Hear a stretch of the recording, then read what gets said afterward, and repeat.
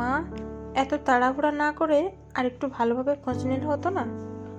তুলির কথার জবাবে তার মা বললেন, যা খোঁজ নেওয়ার নিয়েছি। ছেলের পরিবার শিক্ষিত ও বিত্তবান, এক নামে লোকে চেনে। এত ভালো সম্বন্ধ রোজ রোজ আসবে না।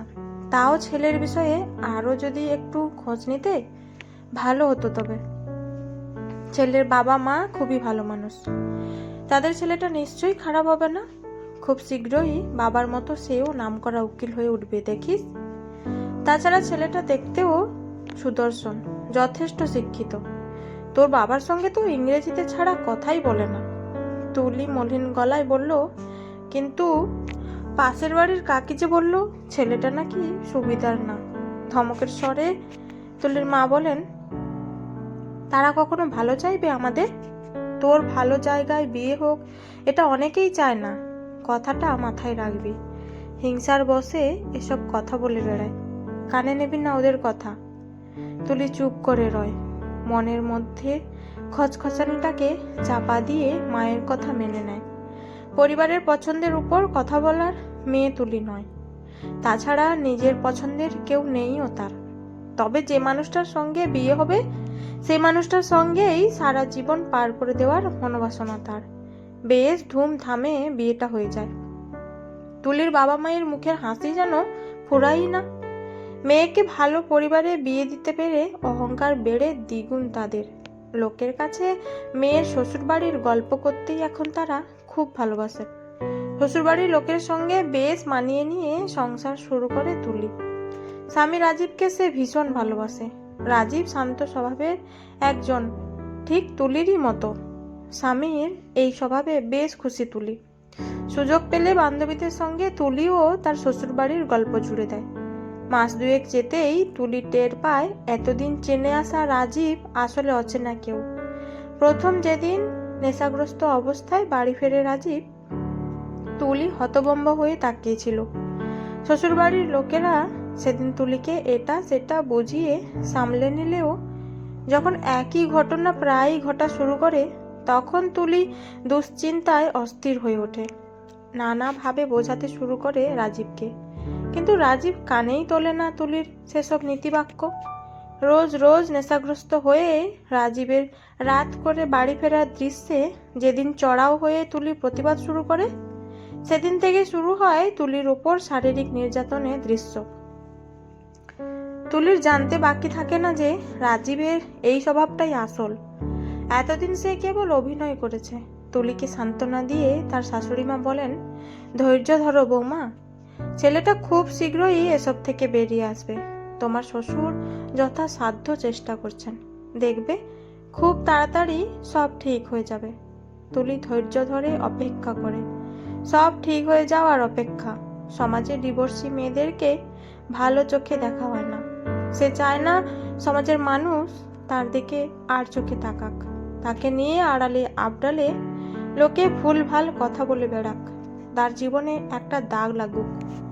তুলির সাদা গালে লাল হয়ে যাওয়া থাপ্পড়ের দাগ দেখে কাজের মেয়ে জবা বলে উঠল, বৌদি, আপনি কেন যে তাকে বিয়ে করলেন? একটু খোঁজ খবর করানোর দরকার ছিল আপনার। মশলার বয়ামটা হাতে নিয়ে জবার কথায় তুলি দীর্ঘশ্বাস ছেড়ে বলল, বাবা শহরের নামকরা উকিল, ছেলেও তার বাবার পেশায়, শীঘ্রই সেও নাম করবে। এমন সম্বন্ধ পেয়ে আমার মধ্যবিত্ত পরিবার ছেলের স্বভাব নিয়ে আর অত নাড়াচাড়া করতে যায়নি। কে জানতো এমন হবে? জবা ভ্রু কুঁচকে বলল, আপনি এখনো জানেন না? অবাক স্বরে প্রশ্ন করে তুলি। কি জানি না, ফিস ফিস করে বলে জবা, রাজীব দাদাবাবু তো উকিল না? বিয়ের আগে আপনার শ্বশুরের সাথে কয়দিন গিয়েছিল কোর্টে, তাই। কিন্তু সে কোনো উকিল টুকিল না। তুলির হাত থেকে মশলার বয়ামটা ঠাস করে ফ্লোরে পড়ে গেল। চেহারা জুড়ে বিষণ্ণতায় ছেয়ে যায় তার। রান্নাঘর থেকে বের হয়ে ব্যালকনিতে গিয়ে দাঁড়ায়। মা, একটা সত্যি কথা বলবেন? তুলির মলিন গলার প্রশ্ন শুনে তার শাশুড়ি বললেন, হ্যাঁ বৌমা, বলো। আপনার ছেলে কি আসলেই উকিল? তুলির মুখে হঠাৎ এমন কথা শুনে শাশুড়ি মা চুপ হয়ে রইলেন। শাশুড়ির নিরুত্তর চেহারা দেখে তুলির চোখ জোড়া ছলছল করে ওঠে। তার মানে জবা যা বলছে তা সত্য মা? শাশুড়ি মা এখনো নিরুত্তর, মাথা নিচু করে চুপ করে আছেন তিনি। তুলির চোখ থেকে টপ টপ করে জল গড়িয়ে গাল ভিজতে আরম্ভ হলো। দ্রুত পায়ে হেঁটে এসে ঘরের দরজা বন্ধ করে মুখ চেপে ধরে কান্নায় ভেঙে পড়েছে। রাত করে বাড়ি ফেরা নেশাগ্রস্ত রাজীব যখন ঘরের দরজা বন্ধ করে তুলিকে মারধর করে, দরজার ওপাশ থেকে তুলির শ্বশুর শাশুড়ি তখন চিৎকার করে রাজীবকে থামতে বলেন, কিন্তু মাতাল রাজীবের কানে সেসব কথা প্রবেশ করে না। তুলির চোখের জলও তখন তাকে স্পর্শ করে না। রাতের পাষণ্ড রাজীব সকাল হতেই যেন বদলে যায়। রাতের কর্মকাণ্ডের জন্য সকালে ক্ষমা চাইলেও রাত হলে আবার ভুলে যায়। তবুও তুলি সব সহ্য করে, ধৈর্য ধরে, অপেক্ষা করে। একদিন সে তার স্বামীকে বোঝাতে ঠিক সক্ষম হবে। সেদিন থেকে রাজীব আর নেশা করবে না, নিজের পায়ে দাঁড়ানোর চেষ্টা করবে। সকলের মতোই সুন্দর হয়ে উঠবে রাজীবের জীবন। তারপর থেকে শুরু হবে দুজন মিলে খুব ভালো থাকার দিন। এসব স্বপ্ন নিয়েই দিন গণে তুলি। বিকেলে ছাদে গেলে নিচতলার ভদ্রমহিলা তুলিকে জিজ্ঞেস করলেন, তুমি তো লেখাপড়া জানা মেয়ে, তবুও কেন এই মাধ্যমিক ফেল বেকার মাতালের সংসার করছো? তুলি অবাক হয়ে প্রশ্ন ছুড়ল, মাধ্যমিক ফেল? হ্যাঁ, তুমি জানতে না? রাজীব তো মাধ্যমিকও পাস করেনি, তার আগেই ছেলেটা বকে গেল। তবে মেধাবী ছিল খুব, বন্ধুদের পাল্লায় পড়ে একেবারে গোল্লায় গেল ছেলেটা। তুলির মাথায় চিনচিনে ব্যথা অনুভূত হতে লাগলো। তাড়াতাড়ি করে সিঁড়ি বেয়ে ঘরে এসে আলমারিতে তন্ন তন্ন করে খুঁজতে থাকে রাজীবের সার্টিফিকেটগুলো।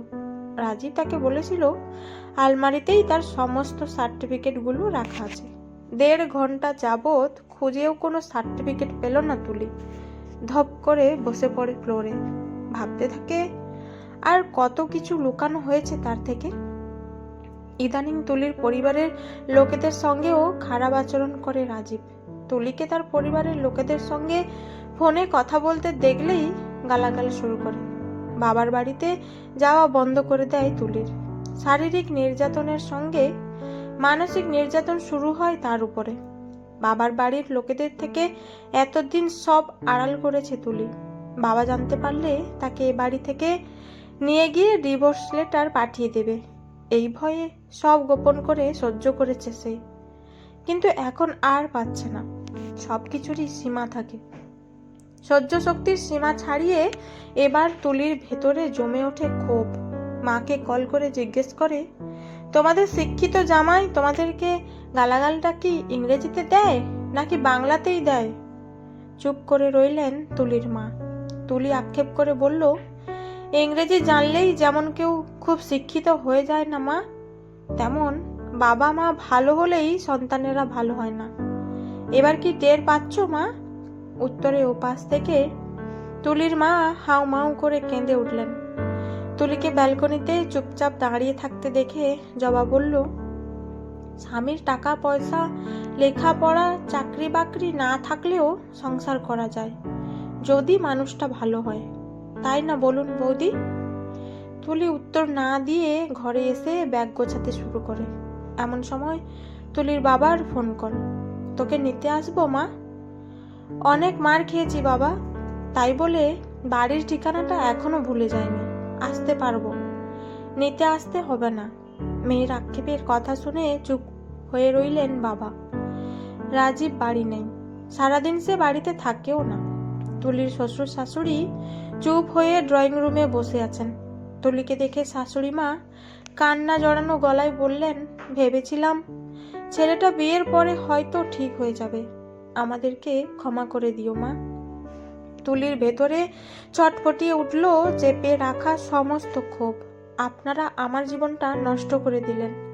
স্বার্থপরের মতো নিজের ছেলের কথা ভেবে অন্যের মেয়ের জীবনটা এমন দুর্বিষহ করে তুলতে আপনাদের বাঁধল না? আমি এমন স্বার্থপর মানুষদের কখনো ক্ষমা করতে পারবো কিনা জানি না। তুলির শ্বশুর অসহায়ের দৃষ্টিতে তাকিয়ে রইলেন। তুলি তাকে উদ্দেশ্য করে বলল, অসুস্থ ছেলেকে কোনো সুস্থ মস্তিষ্কের মেয়ের ঘাড়ে চাপিয়ে দিয়ে ছেলের সুস্থতা আশা করা বন্ধ করুন। বিয়ে দিলেই সব ঠিক হয়ে যাবে এমনটা ভাবাও বাদ দিন। আপনাদের উচিত ছিল আগে ছেলেকে সুস্থ করা, তারপর সব বলে কয়ে সুস্থ একটা মেয়েকে বাড়িতে আনা। গাড়ি চলছে। তুলি বাসের জানালার ওপাশে তাকিয়ে আছে আর জীবনের সব হিসেব করছে।